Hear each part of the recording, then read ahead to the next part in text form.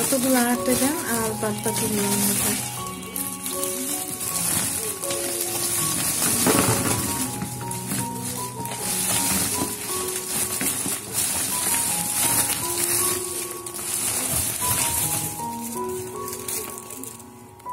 টমেটোগুলো একদম এক সাইজ সুন্দর আছে, দেশি না হাইব্রিডের গুলার চেয়ে ভালো।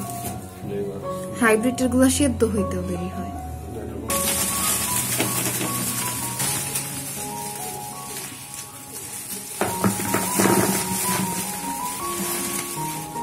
টমেটো সসের কারখানা দিয়ে দিব।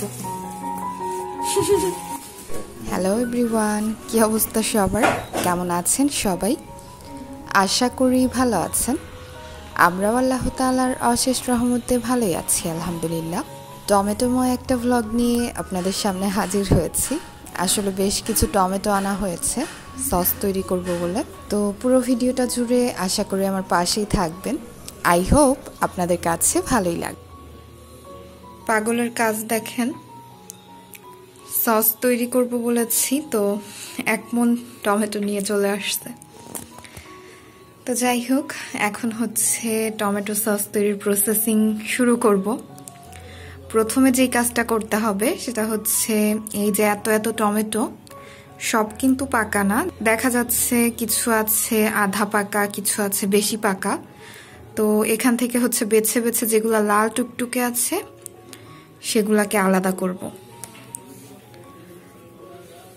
এই যে এগুলা কিন্তু একদমই লাল, ক্যামেরায় কতটুকু বোঝা যাচ্ছে জানি না। তো পাকা পাকা দেখে টমেটোগুলো আলাদা করে ভালোভাবে ধুয়ে নিব। ভিডিওটা কিন্তু শ্যুট করা বেশ কিছুদিন আগে, বাট ওই যে সময় সুযোগের অভাবে শেয়ার করা হয়ে ওঠেনি। আর এটা কিন্তু প্রতি ভিডিওতেই আমার কমন ডায়লগ হয়ে দাঁড়িয়েছে। আসলে সংসারের সব কাজকর্মের সাথে পেরে উঠলেও এই প্ল্যাটফর্মটাতে কিন্তু রেগুলারিটি মেনটেনটা আমার করা হয়ে উঠলো না কখনোই। যেহেতু শখের জায়গা, শখের বসেই কাজগুলো করা, তো মাঝে মাঝে কিন্তু টুকটাক ভিডিও শেয়ার করতে ভালোই লাগে। আপনাদের কাছে আমার ভিডিওগুলো কেমন লাগে জানি না, তবে যখনই পারি চেষ্টা করি আপনাদের কথা মাথায় রেখে টুকটাক কিছু ভিডিও শেয়ার করতে। তো এই যে আমি কিন্তু টমেটোগুলো বাছতে বাছতে হাঁপিয়ে গিয়েছি, আর এবারে সেও আমাকে কিছুটা হেল্প করছে যেহেতু অনেকগুলো জিনিস।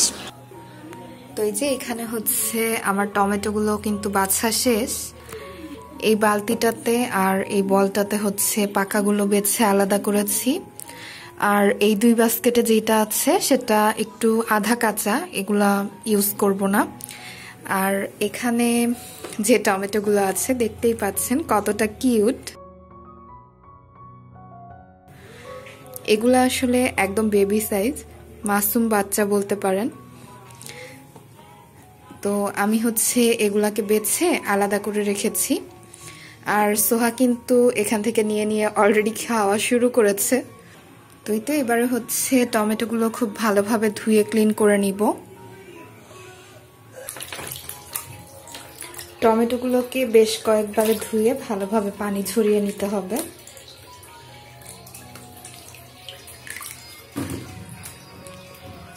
একটা স্ট্রেইনারের মাঝে রেখে দিচ্ছি।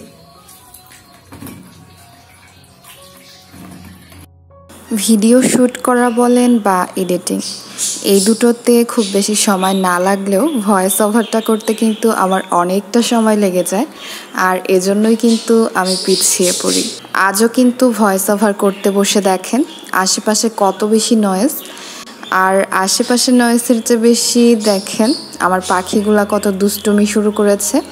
তাদেরকে যেখানেই রাখা হচ্ছে না কেন গলা ফাটিয়ে চিৎকার শুরু করেছে। আসলে তারা বোধহয় চাচ্ছে না যে আমি ভিডিওতে ভয়েস ওভার করি।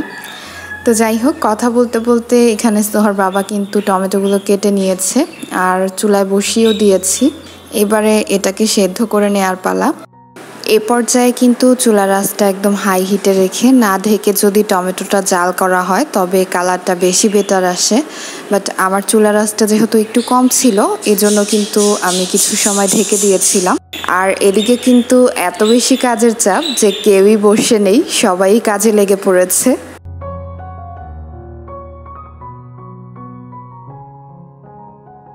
টমেটোগুলো কাটতে কাটতে আপনাদের কাছে আমার সেই কমন রিকোয়েস্টটা করে নিচ্ছি। আমার ভিডিওগুলো আপনাদের কাছে কেমন লাগে জানি না, তবে ভিডিওগুলো যদি আপনাদের কাছে একটু হলেও ভালো লেগে থাকে তাহলে কিন্তু চাইলে আমার ভিডিওগুলোতে লাইকটা দিয়ে দিতে পারেন। আসলে আপনাদের একটা লাইক কিন্তু আমার কাছে অনেক বেশি মূল্যবান, তো প্লিজ চেষ্টা করবেন ভিডিও দেখলে লাইকটা দিয়ে দেওয়ার। আর আপনি যদি আমার চ্যানেলটিতে নতুন হয়ে থাকেন তাহলে কিন্তু চাইলে আমার চ্যানেলটি সাবস্ক্রাইব করে রাখতে পারেন। এতে করে দেখা যাবে আমি পরবর্তীতে যখনই কোনো ভিডিও ছাড়বো না কেন আপনার কাছে কিন্তু সবার আগে পৌঁছে যাবে। আর আপনি যদি অলরেডি সবগুলো কাজ করে থাকেন তাহলে আপনাকে জানাই অসংখ্য ধন্যবাদ। তো যাই হোক, কথা বলতে বলতে কিন্তু সোহার বাবার বেশ কিছু টমেটো কাটা হয়ে গিয়েছে। আসলে আমাকে কিন্তু তেমন কোনো খাটাখাটনি করতে হয়নি, আমি জাস্ট ভিডিওই করেছি। কষ্টের কাজ যা যা রয়েছে সেগুলা কিন্তু সোহার বাবাই করেছে। যেমন ধরেন টমেটো কাটাকাটি বা ব্লেন্ড করা সবটাই কিন্তু সে করেছে, আমি জাস্ট ক্যামেরা নিয়ে ভিডিও শ্যুট করেছি আর কি।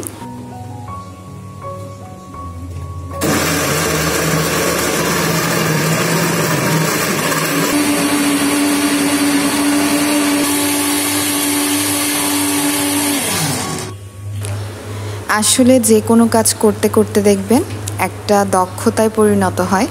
আর আমরা যেহেতু টমেটো সসটা বেশ কিছু বছর ধরে বানিয়ে ফ্রোজেন করে রাখার চেষ্টা করছি, বাসায় যেহেতু ছোট বাচ্চা আছে এজন্য এই কাজটা করা। আর যেহেতু বাহিরের সসটা তেমন একটা হেলদিও না আর দামটাও অনেকটা বেশি পড়ে যায়, এজন্যই কিন্তু প্রতি বছরই চেষ্টা করি কিছুটা সস তৈরি করে রাখার। এখন রাতের বাজে অলমোস্ট 12:30টার মতো, আর এদিকে দেখেন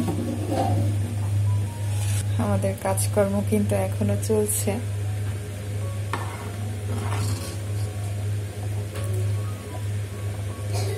আর সেক্ষেত্রে থেকেই কিন্তু তৈরি করতে করতে একটা হাত চলে এসেছে।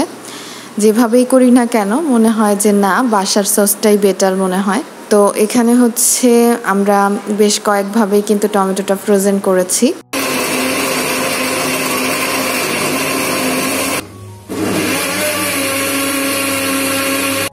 একটা পাতিলে কিন্তু কাটার পর আস্তভাবেই সেদ্ধ করে নিয়েছি, আর বাদবাকি যে সসগুলো রয়েছে সেগুলা ব্লেন্ড করে দেন কিন্তু আমরা জাল করতে বসিয়েছি। আসলে ওই যে বললাম, অনেক দিন কিন্তু একটা কাজ করার পর একটা আওতায় চলে আসে। আর এখন যেহেতু এই সসগুলা পারফেক্টভাবে বানিয়ে তারপর ফ্রোজেন করব না, পরবর্তীতে বের করে করে বানিয়ে নিব। এখন জাস্ট টমেটোর যে পিউরিটা সেটা করে রাখবো, এজন্যই কিন্তু অত বেশি ঝামেলা পোহাতে হয়নি। জাস্ট টমেটোগুলো কেটে ধুয়ে আমরা জাল করে তারপর কিন্তু বোতলে ফ্রোজেন করে রেখেছি। এরপর দেখা যাবে যখন যতটুকু প্রয়োজন হবে বের করে কিন্তু বানিয়ে তারপর ইউজ করতে পারবো। চাইলে কিন্তু টমেটো সস বা কেচাপ পুরোপুরি প্রসেসিং করেও রাখা যায়, বাট আমাদের কাছে এটাই সহজ মনে হয়েছে। কেননা এখন যদি এই 40 কেজি টমেটোর সস তৈরি করে যাই তাহলে কিন্তু এটার মাঝে অনেক অনেক মশলা বা চিনি প্রয়োজন হবে। তো এখন অত কিছু ম্যানেজ করা আসলে পসিবল না। পরবর্তীতে অল্প অল্প করে যখন তৈরি করব অতটা কিন্তু গায়ে লাগবে না।